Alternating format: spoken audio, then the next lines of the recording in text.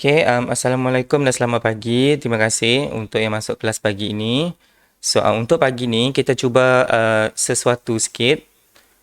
Yang baru masuk, awak boleh buka Google Chrome. Awak minimizekan Google Meet ni. Lepas tu awak buka Google Chrome ataupun internet browser handphone awak. Jangan risau, bila awak minimize, awak tak left Google Meet ni. Okay, lepas awak buka Google Chrome ataupun internet browser awak type classpoint.app dekat ruangan search. Lepas itu awak search, kemudian awak masuk. Nanti dia akan minta class code. Class code kita 97613. Lepas itu awak masukkan nama. Kemudian join class kalau tak silap. Okay, so untuk hari ini, kita akan sambung pembelajaran kita 6.2 graf fungsi sinus, kosinus dan tangent. Okey, awak boleh buka buku teks muka surat 187. Okey, awak boleh buka buku teks muka surat 187.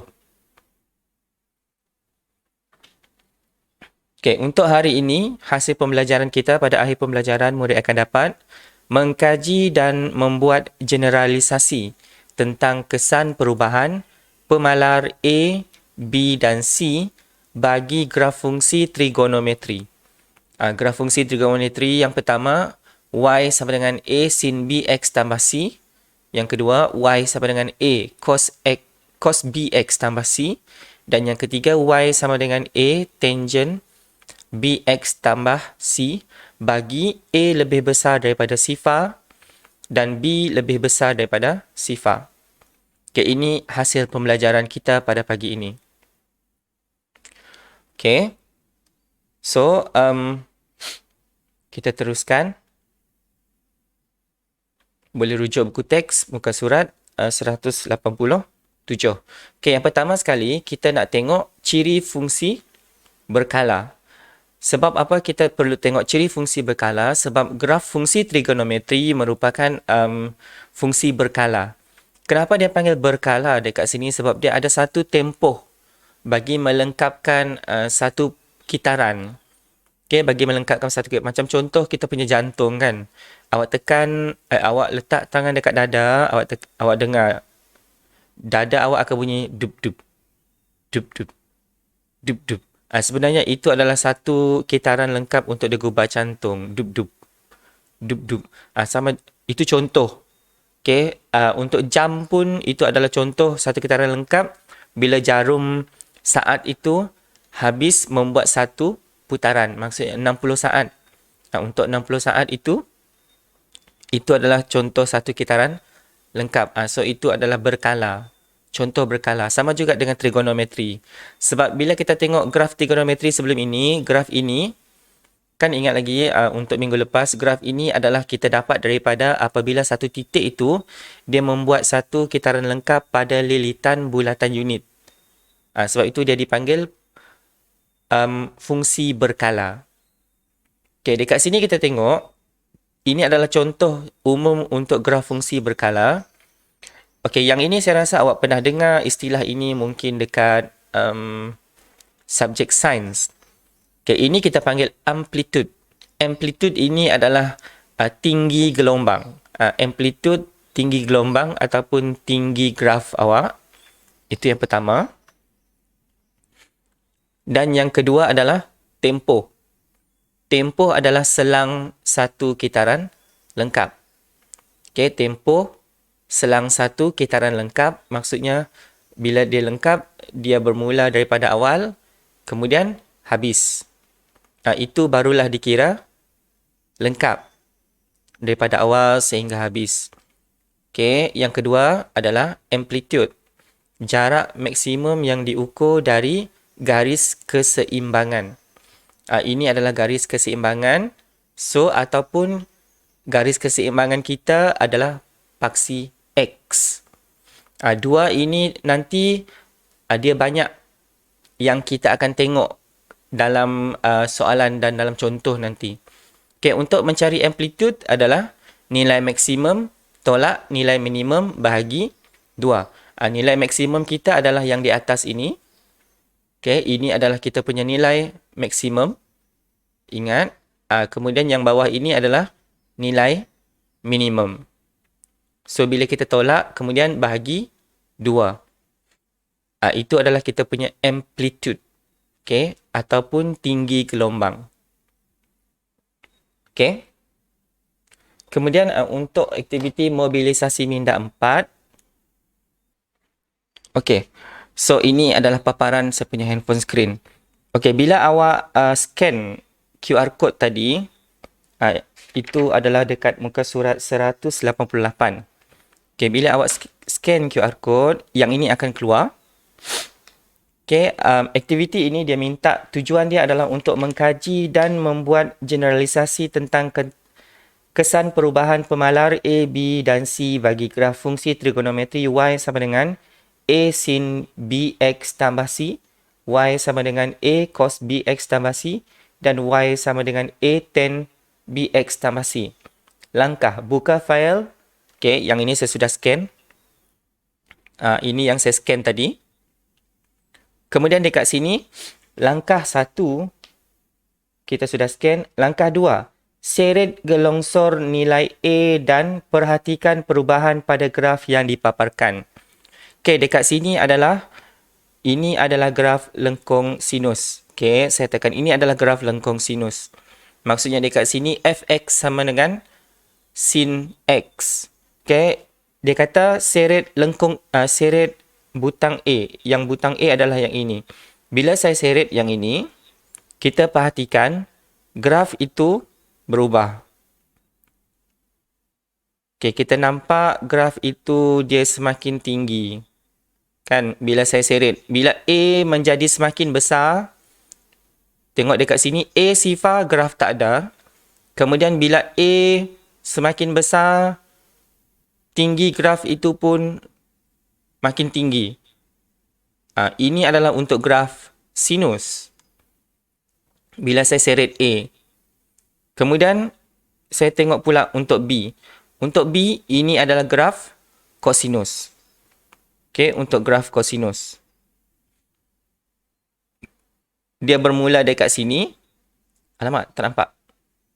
Dia bermula dekat sifar dekat sini. Kemudian sehingga 360. Okay, bila saya seret A, tinggi graf saya pun berubah. Graf saya jadi tinggi, rendah, tinggi, rendah bila saya seret A. A adalah yang di depan dia tu. Awak nampak GX sama dengan 1, GX sama dengan 1.8 cos 1X tambah sifar. Itu yang awak tengok. Awak tengok yang berubah. Itu adalah kita punya nilai A. Bila A berubah, yang dekat depan dia tu, tinggi graf saya pun berubah. Okay, saya tengok pula untuk graf tangent.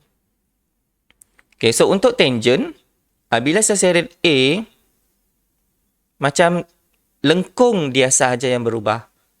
Tinggi dia macam sama juga macam itu kan. Itu adalah untuk graf tangent.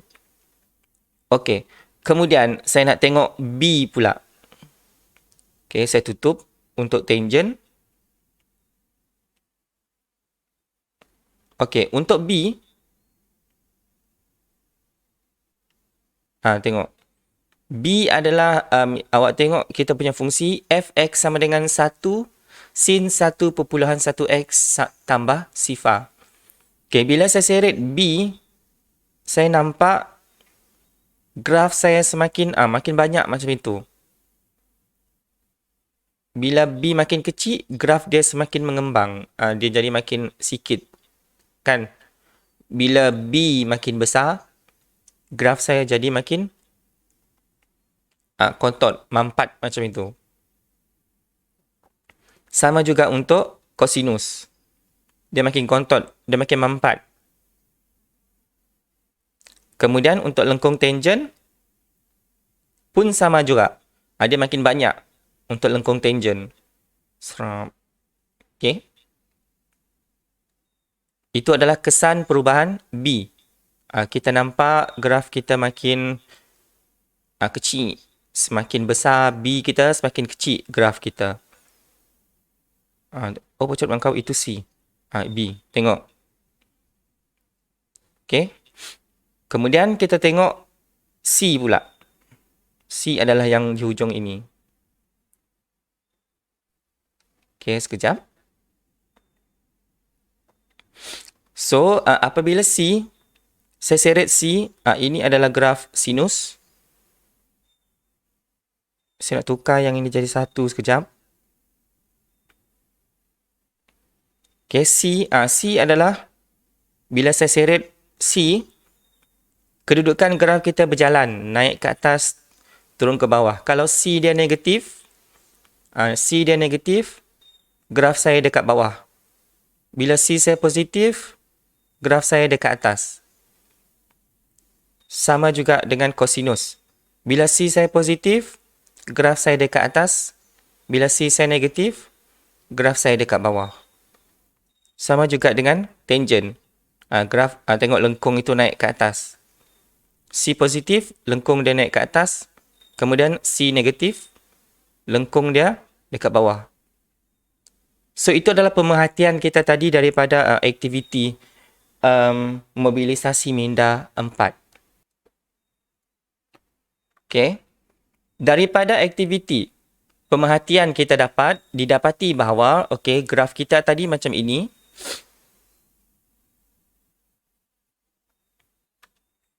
Apabila A berubah, nilai maksimum dan minimum berubah. Maksudnya apabila A itu berubah, kita nampak graf kita tadi dia macam jadi makin tinggi macam ini. A adalah yang di depan ini tadi. Kita nampak bila A di depan ini, bila nilai A itu berubah, tinggi. Graf awak jadi makin tinggi, makin kecil, makin tinggi, makin rendah, makin tinggi, makin rendah. Itulah kita punya pemerhatian tadi. Nilai maksimum dan nilai minimum berubah. Kemudian apabila nilai B pula berubah, B adalah yang di tengah-tengah ini, graf termampat dan mengembang. Kita nampak tadi graf sin kita jadi makin besar macam ini. Lepas itu bila nilai B awak makin kecil, dia makin kecil. Salah. Bila makin besar, bila B awak makin besar, graf awak makin mampat macam ini. Dia makin banyak. Makin mampat. Kemudian, bila C berubah, graf kita naik ke atas, ke bawah, ke atas, ke bawah. So, bila C berubah, graf akan beranjak secara menegak ke atas atau ke bawah. Okay, itu adalah pemerhatian kita tadi. Didapati bahawa, ini adalah kita punya kesimpulan. Nilai A mempengaruhi amplitude fungsi. Kan tadi bila kita seret button A itu, lepas ini awak boleh cuba sendiri dekat phone awak. Bila awak seret A, awak dapati graf awak jadi makin tinggi. Bila dia makin tinggi macam itu, maksudnya amplitude dia makin besar.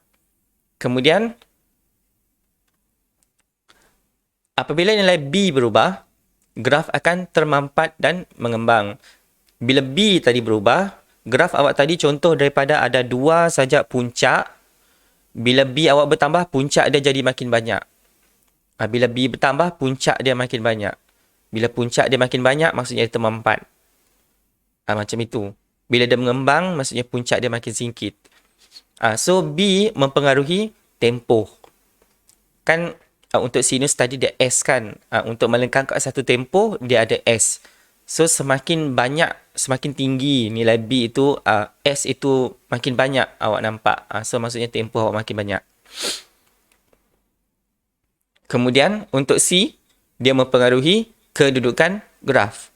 Kalau C kita positif tadi, kita tengok graf kita naik ke atas. Kemudian, kalau C kita negatif tadi, kita tengok graf kita turun ke bawah. So, ini adalah 3 kesimpulan daripada pemerhatian kita tadi. Okay, lepas ini awak boleh cuba sendiri juga. Awak boleh scan. Awak boleh tengok main-main dekat situ. Awak nampak sendiri. Yang ini awak scan. Awak boleh nampak sendiri apa yang berlaku. Okay, so ini adalah kita punya generalisasi kesan perubahan pemalar. Y sama dengan A sin BX tambah C untuk A lebih besar daripada sifar dan untuk B lebih besar daripada sifar. Y sama dengan A cos BX tambah C. Untuk A lebih besar daripada sifar, B pun lebih besar daripada sifar. Maksudnya B positif. Okay. Ada 10 orang. Okay, kemudian untuk Y sama dengan A tan BX tambah C. A lebih besar daripada sifar dan B lebih besar daripada sifar. Maksudnya A positif dan B pun positif. So, ini adalah kita punya generalisasi. Apabila nilai A berubah, kita tengok nilai A. Tadi bila kita seret butang A itu, yang kita nampak kesannya adalah kepada nilai graf sin dan graf cos. So, maksudnya kita boleh buat generalisasi macam ini. Untuk graf sin dan graf cos, nilai maksimum dan nilai minimum berubah. Dan amplitude sama dengan A. Ini untuk graf sin dan graf cos. Untuk graf tangent pula, kita dapati tadi, tangent dia masih macam itu, kan? Tangent kan unik, dia masih macam itu.